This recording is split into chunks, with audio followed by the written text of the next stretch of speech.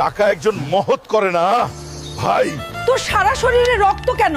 কি হয়েছে? দাদি, বাজার থেকে আসার পথে সাইকেল দুর্ঘটনা ঘটেছে। তাড়াতাড়ি এখানে বসো, আমি তোমাকে ব্যান্ডেজ করে দেব। নানি, আমাকে একটা বাইকও কিনে দাও। আরে হাল্ক, আমরা গরিব মানুষ। কি করছো হাল্ক? কিছু না চাচা, শুধু ভাবছি আমি একটা বাইক কিনবো।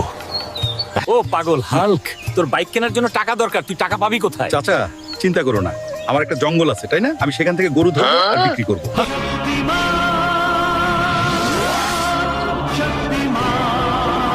এই গরু, আমার সাথে আয়, তাহলে যুদ্ধ হোক।